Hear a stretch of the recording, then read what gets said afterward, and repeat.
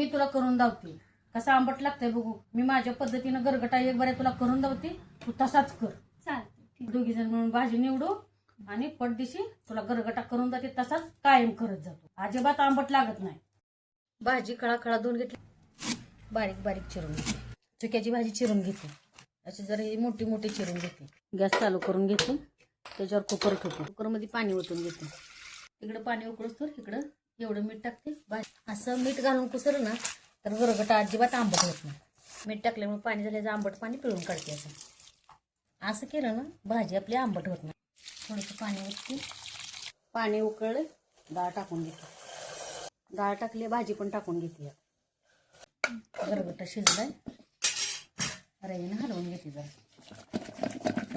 पातेलं ठेवले, तेल टाकले, मोहरी टाकून घेते. मोहरी तडतड करते, जिरे टाकते, लसूण टाकते, बरा टाकते, शेंगदाणा पाकळ्याला टाकून घेते. असं जाडसर ठेसा खलबत्यात काढून घेतलं, हे पण टाकून घेते. हळद टाकते थोडं. सहा वेगळं चांगलं तळ पुणे टाकते. हे गरगटा ह्यात ओतून घेते.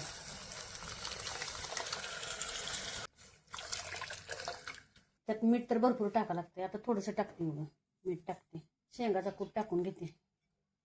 थोडीशी कोथिंबीर पण टाकते. आता गरगटा कसा झालाय ते आपण तिलाच विचारू. आंबट अजिबातच लागत नाही गरगटा बघा.